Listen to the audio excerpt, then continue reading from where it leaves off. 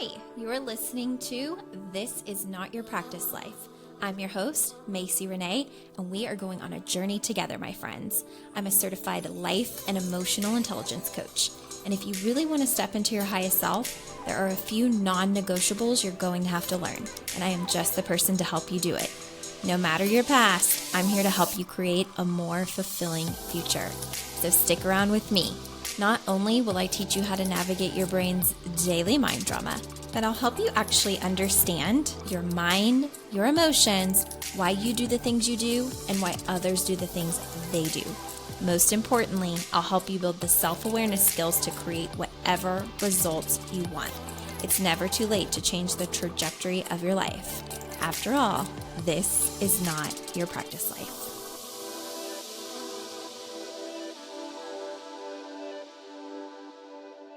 Hey friends, welcome back to another episode of This Is Not Your Practice Life podcast. My name is Macy and I'm so excited to have you joining me today. Really quickly, before we dive into today's topic, which will be a great one, we're going to talk about choosing your heart and what this really means. This is an episode I did way early on in the beginning of my podcast, and I wanted to update it and make it fresh.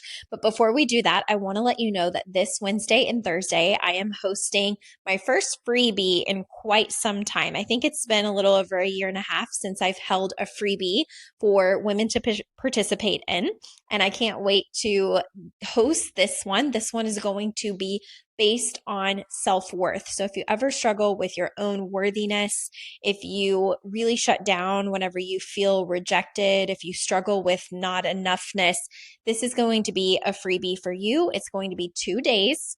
Again, Wednesday and Thursday. I think the dates are April 8th and 9th.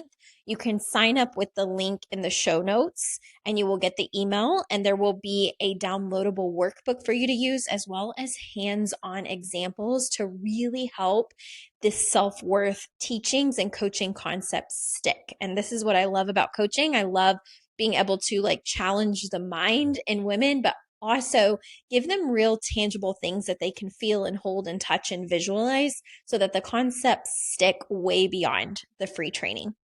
So that is what I want to let you know of. And then also you can still enroll in the immersion collection if you're looking for the ultimate coaching experience, 1 year of really immersive work where you get to experience my core and signature EQ programs. The immersion collection is a great option, and you can learn more about that on macyrenee.com. Okay, you guys, let's get into today's topic, which is all about choosing our heart. So here's the thing about life. A lot of times we make our decisions based on what decision is going to give us the most ease. Our brain does not really love challenges, okay? We like simple, we like autopilot, we like being able to just show up and really not have to use a lot of brain power to get something done. So ease is what our brain is looking for. Pleasure is what our brain is looking for. If there's going to be any kind of pain involved or challenge involved or hard things involved, our brain does not want to engage with that. So you can only imagine, and I'm sure there are plenty of people who listen to this podcast that are going to have these experiences. You can only imagine that when you're faced with a decision or something that you have to decide between in your life, it feels really, really difficult to choose because it is going to feel hard. And the moment that it feels hard to your brain, the brain wants to shut down.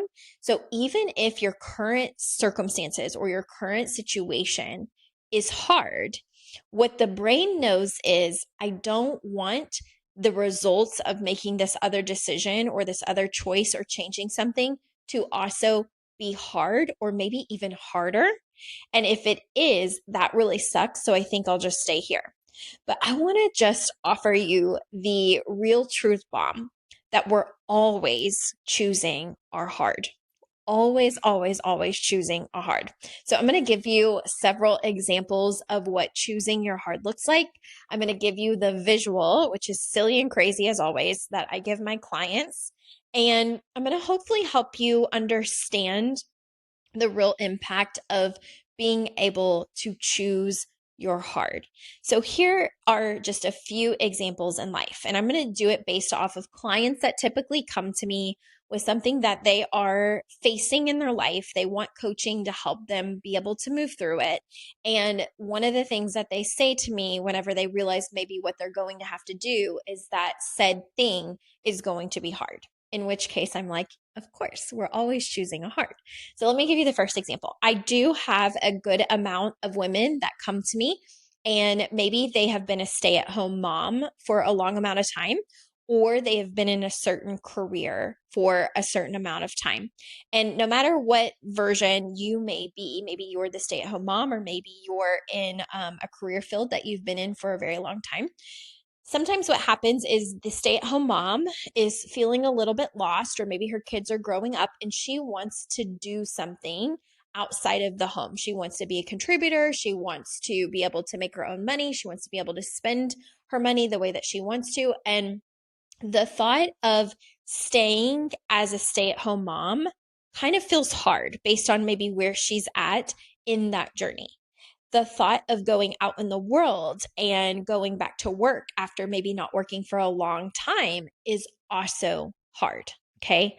So this mother or, woman is up against two different hards. The hard is, do I stay at home, which maybe isn't like fulfilling in the sense of like being a mother is super fulfilling, but not so much fulfilling in terms of like having my own money and being able to do, more of what I want and being able to feel like a contributor to the household and be able to get out of the house and have something that lights my soul on fire outside and in addition to motherhood. Okay. So that's something that women will go through. Another scenario here is one in which maybe there is a career woman and she loves it for the most part, but maybe she's looking for something else. She's been in this career path for a very long time. She's okay with it, but she's starting to feel herself burn out. There's other things that maybe she always wondered if she would be, quote, good enough to do. And, and she's at that place where she can either jump ship or she can stay in the job. Now, here's the common things that women will say to me when they're in this position. They might say something like, at this job, I've been here for a very long time. I know exactly how it works. I can ask off whenever I need to ask off, and my boss really doesn't care. So if the kids are sick or we want to do vacation time, I really don't get a lot of pushback on that. Maybe they can work from home a couple days a week. And so that's very convenient. Their benefits are pretty good. The pay is okay. Maybe not exactly what they want it to be, but it's okay. And then there's the option for them to jump ship, to try something completely different, to learn a new set of skills. And again, the number one thing that they'll come to me and say is, but what if when I leap, my benefits aren't as good? The pay isn't as good. I don't have as flexible of people that are willing to let me be as flexible in my schedule with my kids if they're sick, or if I need to work from home. What if there's not even the option to work from home? So this woman is also in a choose her hard situation. She can stay where she's comfortable, but not 100% satisfied, or she can leap and take the risk, but there's a lot of unknowns. Both situations are hard. So let me move on to another scenario that I see quite often, relationship wise. I have a good amount of women that come to me that are maybe not in the most loving, respectful relationship with their partner. And that can range. It could be from little things that just need to be tweaked if the partner is willing to do that, and if the woman in that relationship is willing to work on herself and what her part is. And then there's the more severe side. And the more severe side is maybe they have experienced some infidelity. Maybe they're going through some mental, emotional, I've even had women in physical abuse situations. There have been a lot of different scenarios in the romantic relationship department that have not necessarily been ideal for the women that are in them. And they will come to me and they will share these things because a lot of times their self-worth is low. They don't really believe in themselves. They don't really trust themselves. They have spent a lot of years lying to themselves, making it appear better than maybe it is because of the choose your hard situation. Because what they're up against is, do I stay in this relationship where internally in my gut, I know that I deserve to be treated better?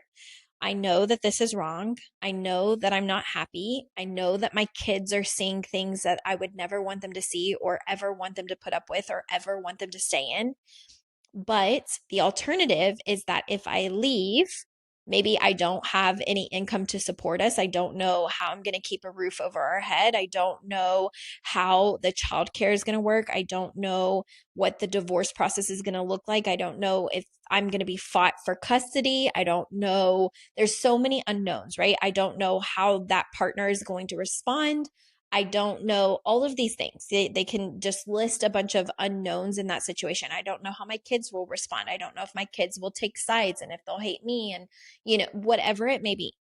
And every single time I'm like, you're right. Those are some hard situations because it's hard to be in a relationship where you feel unfulfilled or you're not being treated with respect or you're being taken advantage of or you're being abused in some sort of way, or, you're just simply unsatisfied in that relationship and the partner is not also willing to work on it. Maybe you've begged them for years to go to therapy, begged for years that you do something to save it and they're just not willing and they keep going about life. That's really, really hard.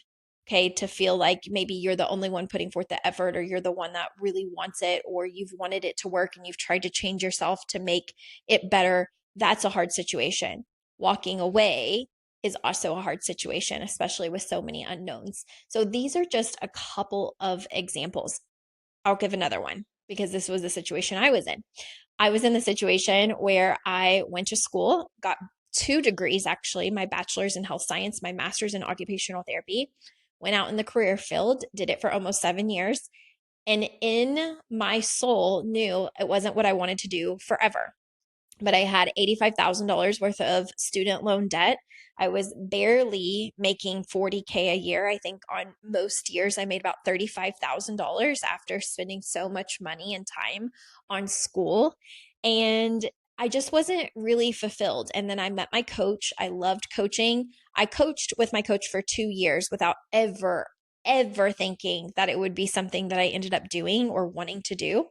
And 2 years in, finally, my gut just had this huge whisper and this big yearning for, I want to be a coach and I want to help women be able to do this work. I want to teach them this work. This is what I want to do. And it scared me to death. And I was up against 2 hards as well. The hard was stay in a career path that is decently fine and that I enjoy most days for a certain amount of reasons. There's also many reasons I don't. And I could stay here. I see my life as being bigger and I have big dreams and I have things I want to accomplish and things I want to do. And I don't see that would happen here, right? So that was really hard. But then there was the hard of potentially being an entrepreneur. You don't have consistent income. You don't have like a lot of help, if any. You are working and putting yourself out into the world to be judged and to be misunderstood and never know if someone is actually going to support you or buy from you. There were a lot of unknowns. There were a lot of scary things in that process. So it was the choose my heart of, do I stay where I'm at, where I'm comfortably uncomfortable, or do I take a leap and risk it all and figure out where I land? So these are just a couple of examples of maybe a choose your hard situation that you might be experiencing. And trust me, there are many others. One more example. I keep thinking of some. Another choose your hard could be feeling some tension in a relationship that you want to speak up about. Maybe it's a friendship, maybe it's a co-working relationship, maybe it's a romantic partnership, maybe it's a family dynamic of some sort. You feel a tension and you want to speak up, but you can't control the other person's response. So you're in a choose your heart situation. You either speak up and you're authentic and you're truthful and you try to conversate and come to a middle ground, or at least be heard in what you have to say. And the thought of that feels very scary, but feels like maybe you would get some relief. But then there's the alternative of maybe that person really rejects it. Maybe they reject you. Maybe they don't want to hear it. Maybe it creates a huge fight, an argument. Maybe it ends up being something that you never wanted it to be. And so that is also hard. So suppressing your truth is hard. Speaking your truth is hard. Getting a great reaction from someone would be great, but you don't know that. You can't guarantee that. So the risk of what will happen is hard in that situation. So we're always coming up against this hard, no matter what we're really in. If there's something we're not 100% satisfied in, that is hard. And the alternative is also hard. So we're always choosing a hard. So here is the example that I gave my clients years ago. It's still my favorite way to kind of work through this concept, but I would tell them choosing your hard is kind of like being on an airplane. Okay. You're up as high as you can be in the air, and you only have two options. The first option is that you have to sit on thumbtacks or push pins, the side up that would really, really hurt. You have to sit on those push pins the entire flight. You cannot get up. You're not going to get a break from the pain of that. You have to sit on push pins the entire flight. That would be really uncomfortable and really hard. Choice number two is that you can jump out of the airplane. You have a parachute, but you don't know where it's going to land, and you don't know when your parachute is actually going to open. Okay, that is another hard. Both are hard because on the one hand, if you were going to be on a flight for 20 hours, but you're guaranteed to make it, except you have to survive sitting on push pins in a very uncomfortable way, you're going to say that's going to be a really hard 20 hours. I don't want to sit on push pins for 20 hours. That's a really hard thing to do. But then the alternative is, oh, but I've got to jump out of the plane and I don't know if my parachute's going to open or when it's going to open or where in the world I'm going to land. Am I going to land on land? Am I going to land on water? Am I going to break my arm? Am I going to land safely? Am I going to have resources? Like, what does that look like? Both options are hard, but we're always choosing one. We're always choosing one. It's not somewhere in the middle. You're always choosing a hard. And what the brain does is it will choose the hard that is just a little tiny bit easier at that time. Okay. So when people come to me for coaching, a lot of times they come to me because the situation that they are in feels hard. So I'm not happy in my marriage. That's really hard. I'm not so happy in my career. That's hard. I need more fulfillment in my life. That's hard. All hard. Okay.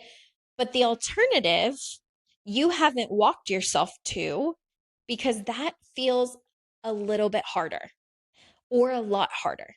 And you're okay for now living in the one that feels just a little bit easier. We always choose the hard that feels a little tiny bit easier.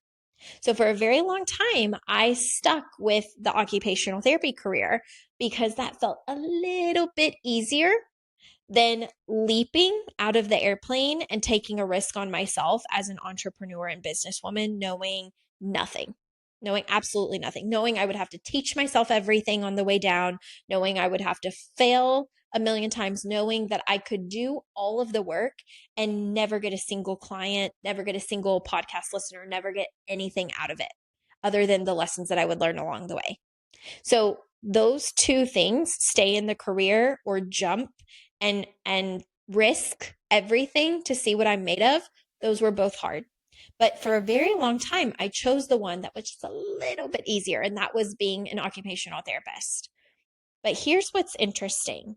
At some point, the hard that you're currently choosing eventually becomes unbearable. Like it just becomes something that you can't handle it anymore. And when that switch flips in your mind, suddenly it's harder to be in the situation that you're in versus the risk of it all. There does come a day for a lot of us where it's our draw our line in the sand kind of day. And we're like, you know what? Staying in an abusive relationship feels way harder all of a sudden than just being out on my own with my kids and figuring it out. There comes a day where women will get to that point when they've had enough. Okay. It's like for a very long time, it could be years that they're like, oh, I know my relationship is a little chaotic and I'm not happy. And I know that all of it is a cluster. But right now it's just easier because I don't know what the alternative is. There will be a day for every single woman where the situation of now is harder all of a sudden than the alternative. So even though the alternative of walking away, not maybe knowing how you're going to financially do it, not knowing how your kids are going to respond or how that's going to impact them, not knowing how your ex-partner is going to respond, suddenly that one feels a little bit easier than maybe the hell that you're enduring. And when that happens, you will choose the different hard. Just like for me, when I was in OT, I got to my day. My day of drawing my line in the sand was when my husband and I decided that we were going to move to Las Vegas. And I knew that in order to continue practicing as an OT in Las Vegas, that I was going to have to go through the state and I was going to have to, pay for licensure there and I was going to have to learn the area. And there was just going to be all of these steps. And for the first time, I thought, what if I just didn't even allow myself an exit plan? What if I didn't allow myself a plan B? Because I knew I couldn't work as an OT unless I did all of those things. And I just took it off the table, even though that was hard. And I chose the hard of believing in myself. And it did not come without challenges. And it did not come without getting down to the wire and feeling flames up under my bum to get myself in the place that I am in now. But man, was it worth every single thing. That being an OT just at one point became harder than any risks that entrepreneurship could bring. And the same is true for, you in your career. When you're in your career, if once you've had enough, you've had enough. And eventually you will hit that day where you draw your line in the sand and you go, you know what? Even though I don't know if the next job is going to have better benefits, better pay, the same flexibility, if I'm going to like the people, it's harder to stay at this job that I'm not satisfied with, knowing life is short compared to the risk. Or for the stay-at-home mom, at one point it might become much harder for her to stay at home if she's like, I need fulfillment and purpose in addition to my children. I need like some sort of career focused purpose. And when it gets hard enough to stay at home without it, then she will flip the switch and she will go out into the world and find what that fulfillment is for her. We're always choosing a hard. It's just which one are we choosing for now? And again, we choose the one currently that is just a little bit easier, just a hair easier until one day we can't. And we're willing to risk it all for the other hard. And a lot of times to get to that place, if you are someone listening right now and you're like, man, I really wish that I was at a place where I was ready for the alternative because I am actually very miserable with where I am. A lot of this comes back to self-worth work. Okay. You really have to believe in yourself. You have to trust yourself. And a part of believing in yourself and believing you're worthy of those things that you want in your life, the things you want to accomplish, the things that you want to do, the things you want to have, who you want to be, to get there, you have to have the emotional awareness and the mindset skills to do it. And emotional intelligence is a huge piece of our own self-worth. So before we've built up our self-worth, it's really hard to draw that line in the sand and choose something different, because when you choose the other thing, you have to be willing to catch yourself in the fall. And in the beginning, a lot of times it does feel like a fall. When you've been on a familiar path for a very long time, whether that is with your romantic partner, a certain career, certain routines, certain expectations, certain schedules, and no matter what it is, when you've been used to a certain path, anytime you change course, it's going to feel like a fall in the beginning because it's unfamiliarity. It's exactly what your brain fights so hard against. Your brain likes autopilot. Your brain likes your brain loves things to be predictable. So as soon as you put your brain in a situation of unpredictability, you have to be able to trust yourself. You have to believe in your worthiness. You have to be able to show up for yourself and emotionally regulate your entire emotional well-being and your nervous system in order to make it through that change. And that is what coaching will help with. So women come to me and they'll say that they're ready, but I know they're not actually ready, or they would have already chosen the other hard.